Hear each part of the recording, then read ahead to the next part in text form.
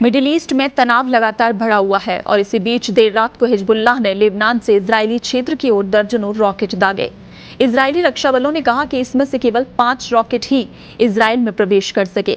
हालांकि किसी नुकसान या घायल होने की कोई रिपोर्ट नहीं है।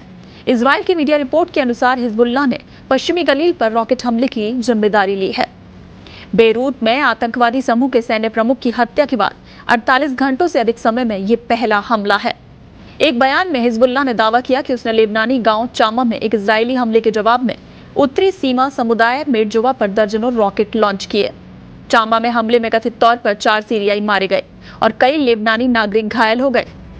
वहीं टाइम्स ऑफ इजराइल की रिपोर्ट के अनुसार जवाब में इजरायली सेना ने दक्षिणी लेबनान के एटर में एक हिजबुल्लाह रॉकेट लॉन्चर पर हमला किया, जिसका इस्तेमाल पश्चिमी गलील में गोलीबारी के लिए किया जा रहा था। आईडीएफ के अनुसार हमले में लॉन्च किए गए कई रॉकेटों को हवाई सुरक्षा द्वारा रोक दिया गया, जबकि अन्य ने खुले क्षेत्रों को प्रभावित किया। आईडीएफ का कहना है कि हमले के थोड़ी देर बाद येटर में लॉन्चर पर हमला हो गया। इससे पहले आईडीएफ ने कहा कि उसने खतरों को दूर करने के लिए दक्षिणी लेबनान के रमीश और रामयेह के पास के इलाकों में तोपखाने से गोलीबारी की।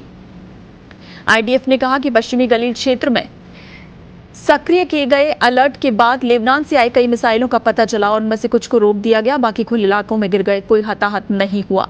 इसमें कहा गया कि सर्कल को तेजी से बंद करते हुए वायुसेना के लड़ाकू विमानों ने हिजबुल्लाह आतंकवादी संगठन के लॉन्चर पर हमला किया, जहां से दक्षिणी लेबनान के अतर क्षेत्र से लॉन्च का पता चला था।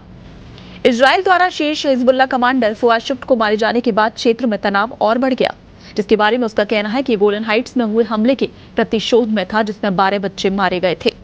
आईडीएफ ने बयान में कहा कि सबसे वरिष्ठ हिजबुल्लाह सैन्य कमांडर फुआद शुक्र इजरायली हमले में मारा गया। वहीं इजराइल रक्षा बलों ने यह भी घोषणा की कि हमास के सैन्य विंग कमांडर मोहम्मद दीफ 13 जुलाई को दक्षिणी गाजा पट्टी में हवाई हमले में मारे गए थे। बुधवार को इजरायली प्रधानमंत्री नेतन्याहू ने कहा कि उनके देश ने पिछले कुछ दिनों में दुश्मनों को करारा झटका दिया है।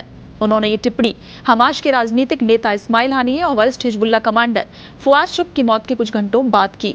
इस्लामिक रिवॉल्यूशनरी गार्ड कॉर्प्स ने बुधवार को कहा कि ईरान की राजधानी तेहरान में एक हमले में हमास के राजनीतिक ब्यूरो प्रमुख इस्माइल हानिये के मारे जाने के एक दिन बाद डेव के बारे में इजराइल की पुष्टि हुई।